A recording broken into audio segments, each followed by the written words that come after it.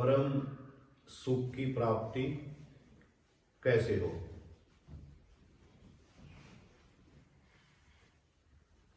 सबसे बड़ा सुख क्या है?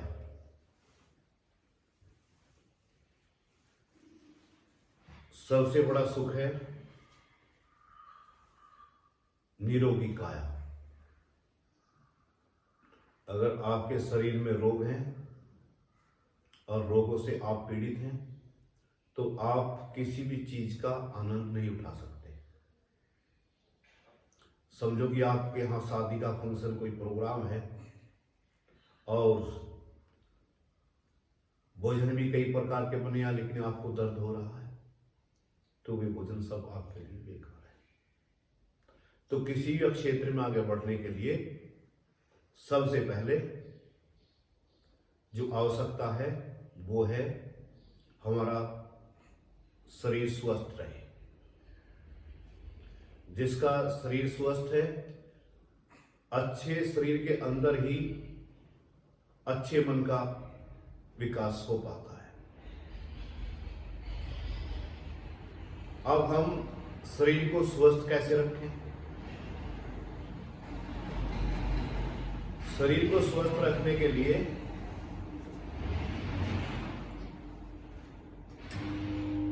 हमको खान पीन के प्रति ध्यान रखना पड़ेगा।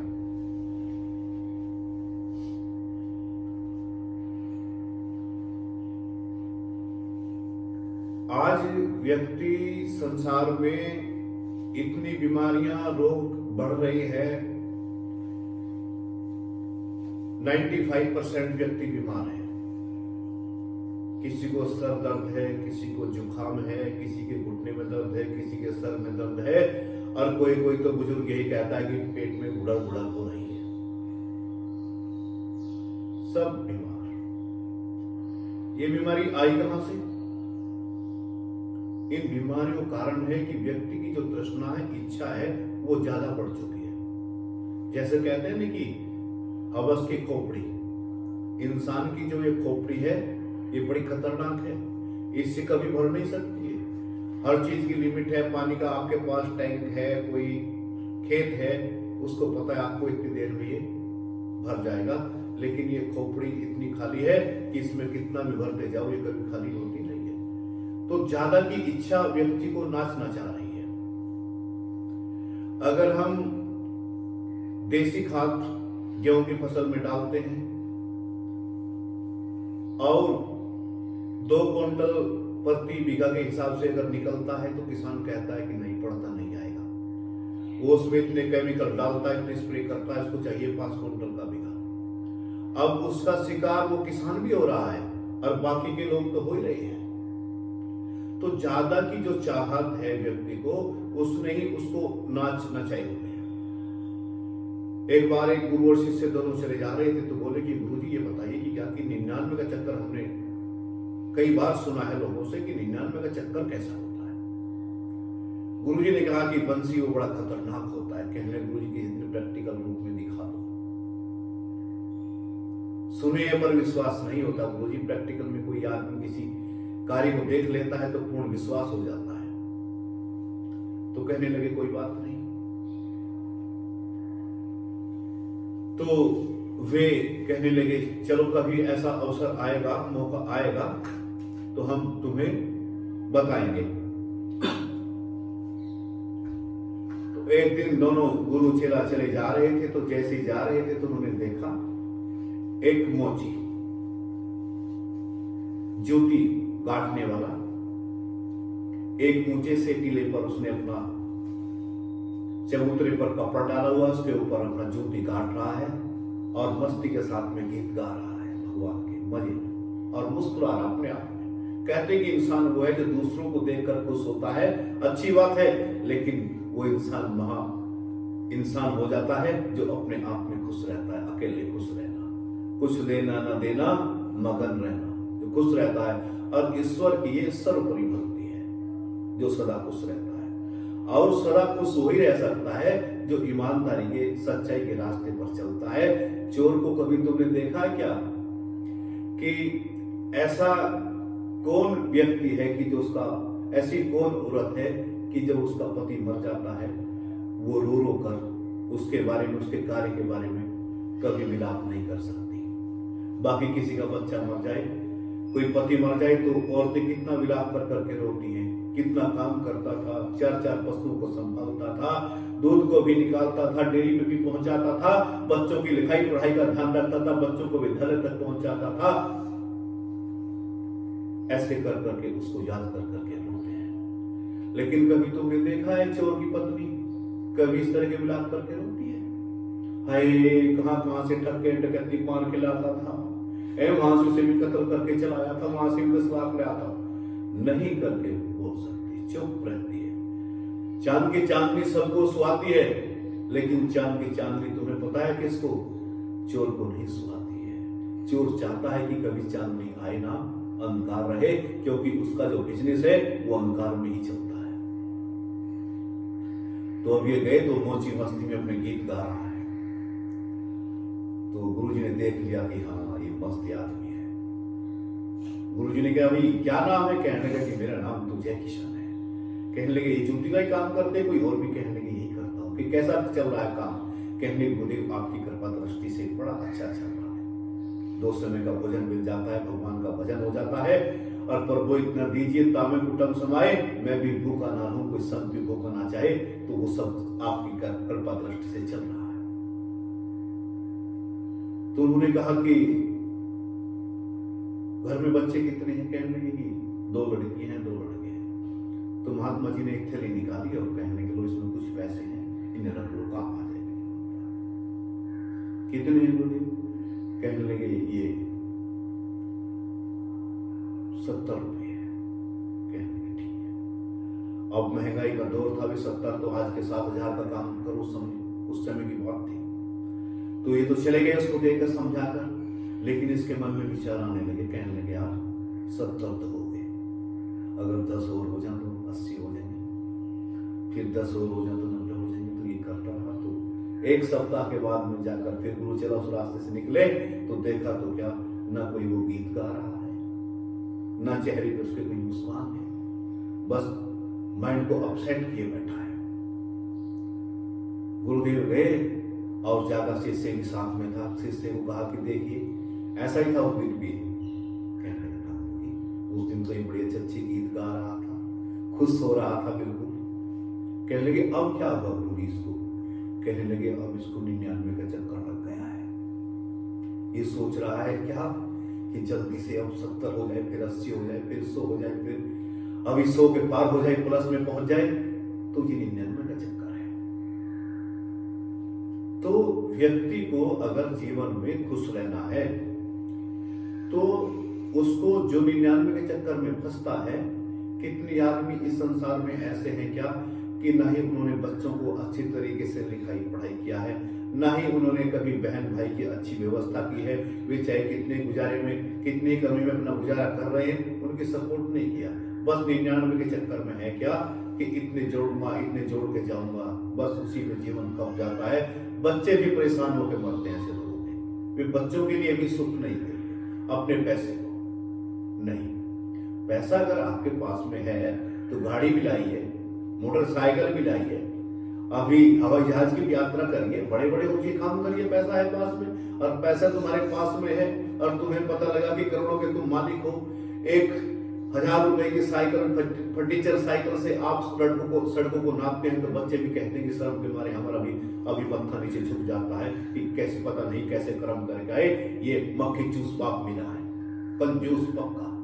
तो नहीं, ऐसा परिवार जो घर में व्यक्ति, घर का जिम्मेदार व्यक्ति होता है और होते हुए भी घर में ऐसी कोई कंजूसी बरतता है, तो परिवार कभी जीवन में चल नहीं सकता। क्योंकि देखो, एक आदमी अगर घर का परिवार का जिम्मेदार व्यक्ति है, अब हर व्यक्ति का दिमाग अलग प्रकार का है। बच्चा है वो तो फैशन करना चाहता है, अब बाप ने तो कंजूसी में सारा जीवन काट दिया। अब बच्चा है वो बच्चे को देखता है, इतने कपड़े महंगे उसने बनवाए तो नहीं बनवाऊंगा, और वो उसको कहता कि नहीं ऐसा कुछ नहीं होगा। तो फिर तेरा धन भी किस काम का है, तेरा पैसा भी किस काम का है। एक सेठ के यहाँ पर एक नौकर था, तो बिजली का काम था, तो एक दिन घटना घटी कि नौकर से कुछ गलती हो गई। तो नौकर सुबह आया, सेठ जी ने उस नौकर को बुलाया और अपने लड़के को बुलाया, दोनों को खड़ा कर दिया। हाँ भाई, कहने लगे गलती किसकी वजह से हुई? कहने लगे कि नौकर से पूछा, हाँ भाई, कहने लगी हाँ कुछ गलती मेरी भी थी, कुछ आपके लड़के की थी, इसने मुझे कहा, मैंने कर दिया, बस अंतर इतना रहा। तो सेठ ने उस नौकर को डांट लगाई, खाओ तकड़ी करके डांट लगाने के बाद में कहने लगे चल काम कर। लड़के को नहीं डांटा। तो किसी ने पूछ लिया, वहां पर कोई उनका मुंशी था एक, कहने लगे सेठ जी ये बात समझ में नहीं आई, गलती तो आपके लड़के की ज्यादा थी और आपने नौकर को ज्यादा डांटा। उसको पूछ आपने क्यों कुछ नहीं कहा? तो बोला क्या कि नौकर तो दूसरा भी आ जाएगा, लेकिन लड़के को डांट वाट लगा दी, गड़बड़ कर दे, कुछ दिमाग में इधर उधर की बातें भर ले, तो वो ठीक नहीं है। तो कहने का तात्पर्य कि लड़का भी ऐसी गलती ना करे कि माँ बाप का दिमाग खराब हो, और माँ बाप भी ऐसा ध्यान रखे कि बच्चे के हमारे पास में पैसा है तो बच्चे है, अब ये बच्चा बैठा है, अब इसकी उम्र साइकिल चलाने की है, अब ये घर को से कहे कि मुझे साइकिल दिला दो, तो सोचना चाहिए कि हाँ इसकी उम्र है, क्या ये बुढ़ापे में चलाएगा करके साइकिल? तो बच्चों की बातों को भी अभी दरकिनार नहीं करना चाहिए, माँ बाप को सोचता रहना चाहिए। और मैं कहता हूँ ये मेरा ऐसा नहीं, कितने लोग कहते हैं कि जिसके पास में परिवार नहीं है उसको परिवार के बारे में क्या जानकारी है, ऐसा नहीं होता है। अब योगी को कहते हैं योगी ने शादी नहीं की, योगी क्या सरकार चलाएगा? अरे योगी ने तो ऐसी सरकार चला दी, पूरे भारत की तो बात छोड़िए, अभी पूरे वर्ल्ड में छा गया योगी है, कोई उत्तर प्रदेश का शेर है। तो संतों के पास में सब प्रकार की कलाएं होती हैं। गृहस्थ कैसे चले, विद्यार्थी सफल कैसे हो, किसी को ईश्वर की प्राप्ति करनी है वो कैसे होगी, पढ़ाई में कोई समस्या आ रही है उसका निवारण क्या है, नौकरी नहीं लग रही, जॉब नहीं लग रही, उसके लिए क्या करें, समस्या है तो सुलेशन भी है, जन्म है तो मृत्यु भी है। तो अब महात्मा जी ने कहा कि देख लिया भाई शिष्य इसका 99 का चक्कर?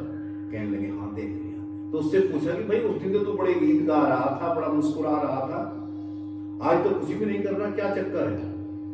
कहने लगा कि गुरुजी मैं सच बताऊं आपको क्या, कि जब से आप पैसे देकर गए हैं, जब से मेरी हालत, क्या मेरी हालत हुई है, कैसे मैं तुम्हें बताऊं कि क्या, कि बस यही लग रहा है मैं और जोड़ू, मैं और जोड़ू।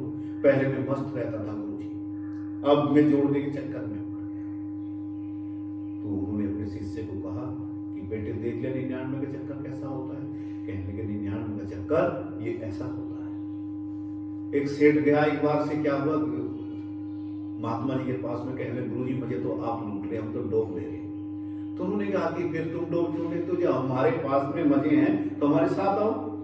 वह कहने लगे कल को आ जाएंगे हम शाम को। कल शाम को आया, गुरुजी को कहीं भ्रमण पर तीर्थ यात्रा पे चलना था, कहने के चलो हमारे साथ में घूमो फिरो, बाहर घूम फिर कर समाज का पता लगता है कौन दुखी है कौन सुखी है। कल हम रास्ते से आ रहे थे तो हमने देखा कि एक रेलवे स्टेशन की पटरी के नीचे एक व्यक्ति है, बेचारा सर्दी का मौसम है, वहीं अपने कपड़े रख रखे, वहीं चूल्हा रख रखा है उसने। और हमें देखकर एक बार तो हम थोड़े से आगे निकल गए, लेकिन फिर सोचा कि गुरुदेव के वचन आए कि कोई कष्ट में है, विपत्ति में है, उसके पास में जाओ।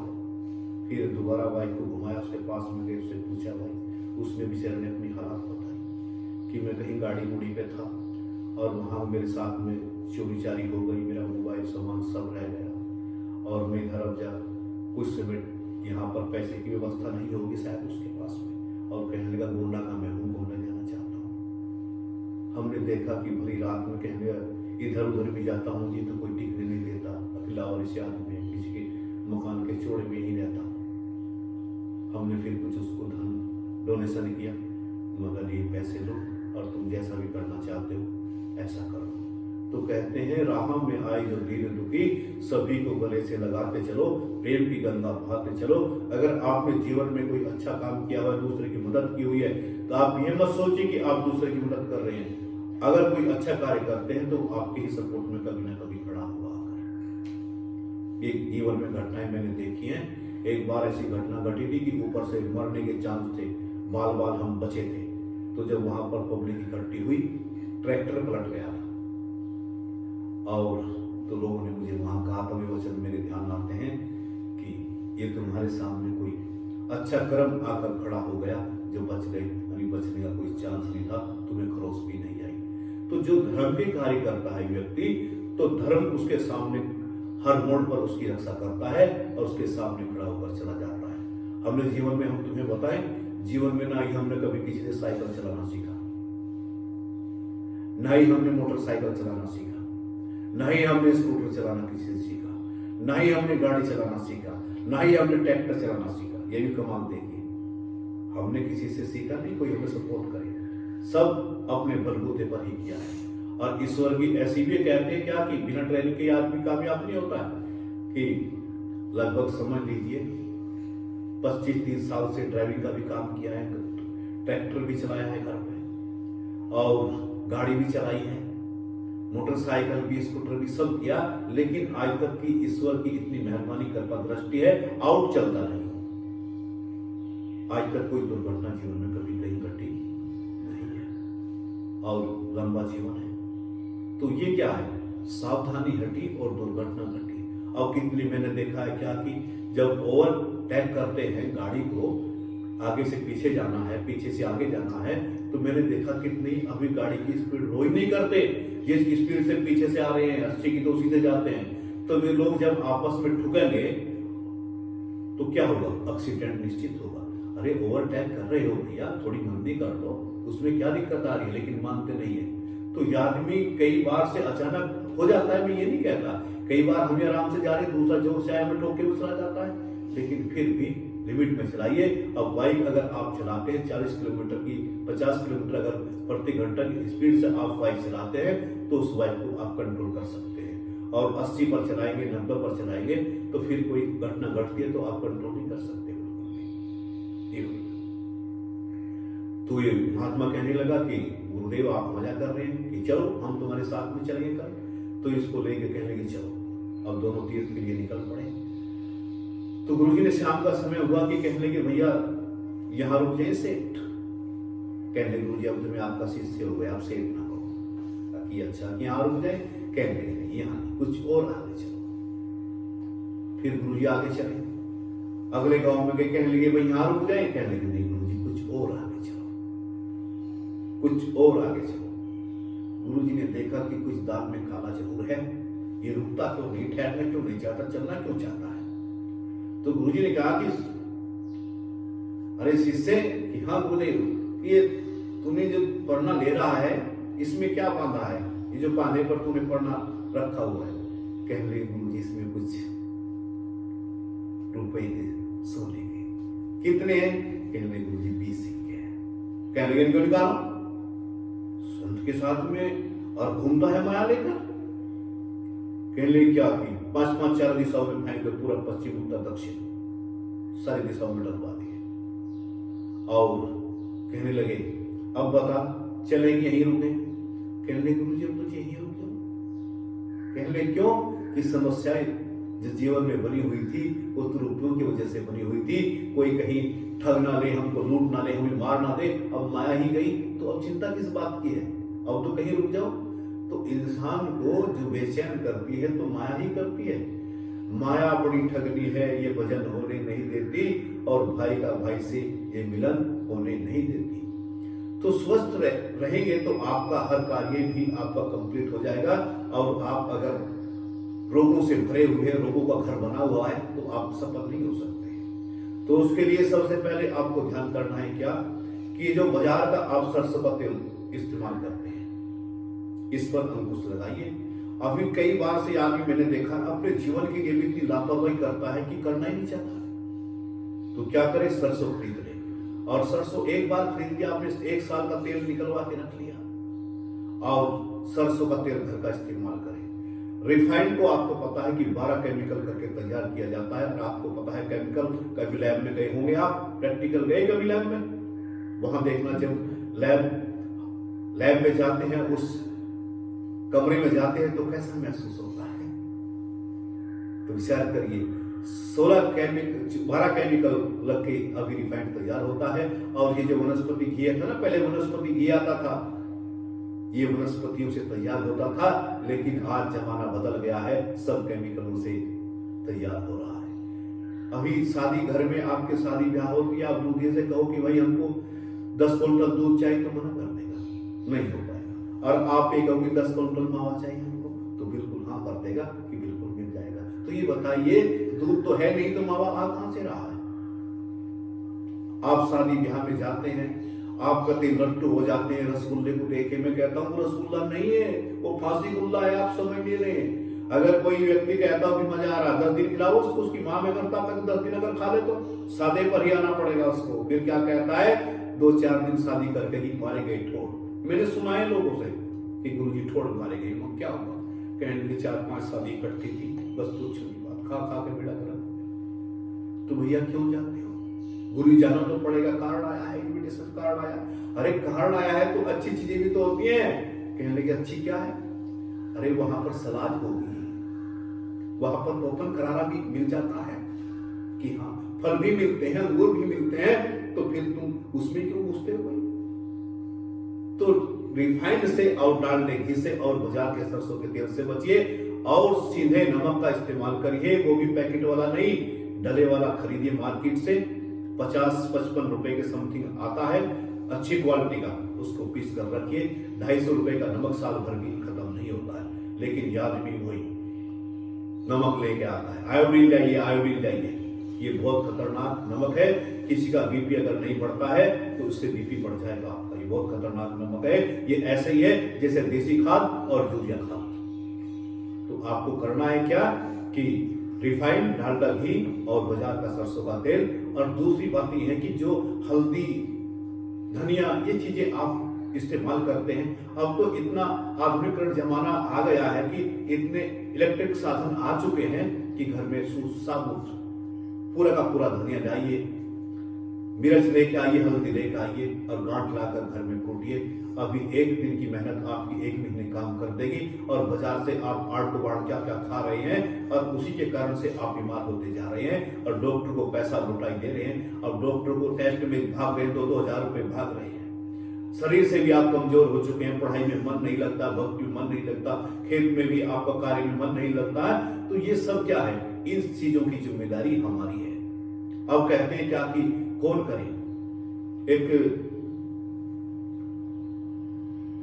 व्यक्ति कोई बीमार हुआ तो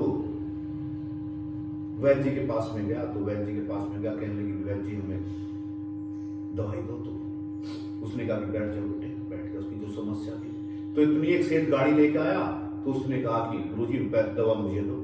तो सेठ ने से पहले वाले को रोक दिया, तू रुक जा, समस्या दोनों की एक थी। तो उसने उसको दवाई जब दी बनाकर, तो सेठ जी गाड़ी में आकर फॉर्च्यूनर गाड़ी लेकर आया था। तो कितने पैसे हुए? सेठ ने पूछा। उन्होंने कहा भैया 1000 रुपये हो गए। 1000 रुपये लिए। वो जो पहले आया हुआ बैठा था, जिसकी दवाई तैयार कर रहा था वो वैद्य, तो उसने थैला उठाया। उसने कहा वैद्य जी भाई क्या बात हुई? कहने लगे बस जयराम जी क्या बात हुई, बता तो सही। कि बात तो यही कि क्या कि समस्या उसकी भी यही थी और मेरी भी यही थी। अब मेरे पास तो 1000 रुपये नहीं है, मैं दवाई ले नहीं पाऊंगा, इतना पैसा कैसे मैं वहन कर पाऊंगा, तो मैं घर चलता हूं। उसने कहा बैठ जा, मुझे समझाएंगे क्या? कि कहने लगे क्या था कि वो फॉर्च्यूनर गाड़ी में आया था, दवाई तो 100 रुपए की थी, लेकिन उस व्यक्ति से अगर मैं 100 रुपए लेता तो सोचता बड़ा आदमी था, अरे ये 100 रुपए की दवाई क्या काम करेगी। बड़े आदमियों की मेंटलिटी, सोच इस प्रकार की हो जाती है कि महंगी चीज ही अच्छी है और सस्ती चीज अगर अच्छी मिल रही है तो उसको अच्छी नहीं मानते। एक लड़का था, तो वो अपने बाप से उसने कहा, कहने क्या कि 9th में पढ़ने वाला बच्चा था, कि मेरे को तो बिल्कुल फर्स्ट क्लास वाले जूते पहने, और कहने लगा 2000 रुपए से कम नहीं मानूंगा। बाप भी दुकानदार था, वो भी दिमागदार था, कहने लगे कोई बात नहीं है बेटे, 2000 की पढ़ा देंगे, इसमें क्या बात है। तो उसने दुकान वाले को पहले ही फोन कर दिया, कहने लगे भाई ये हम दुकान में पाएंगे, ऐसे वो लड़का आएगा और जूते उसे 400-500 के ही पढ़ाने और रेट तुझे हाई फाई बताने।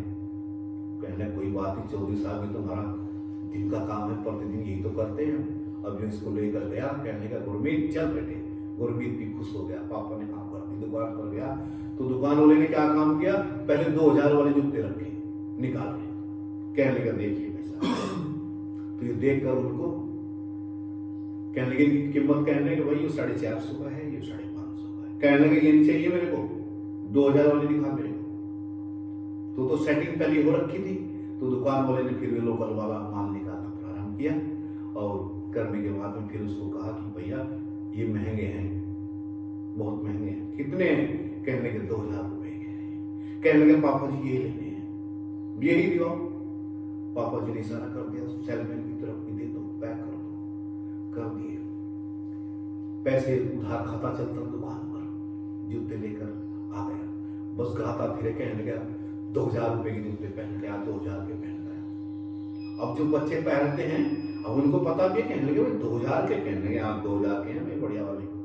खुश होता मेरे। अब पता ही नहीं है, बुद्धिमता ही नहीं है कि क्या अच्छा है क्या सस्ता है। तो ये ज्ञान का होना भी बहुत जरूरी है। कई बार से ऐसा भी हो जाता है मीडियम रेंज में, कम दाम में अच्छी क्वालिटी का माल भी मिल जाता है। कभी ये भ्रमित ना हो कि जैसे हरिद्वार में एक जगह मैंने पढ़ा कि फैशन के दौर में गारंटी की चिंता ना करें। अगर आज सिवाया है, शाम तक डिस्को डांस करते करते, नागिन डांस करते करते पड़ जाए तो घबराने की कोई लोड़ नहीं है। कल से फिर हमारी दुकान पे आइए, फिर से शॉर्ट बोट में जाइए और फिर नागिन डांस करिए। हमारा धंधा ही आपसे चलता है। जय श्री राम।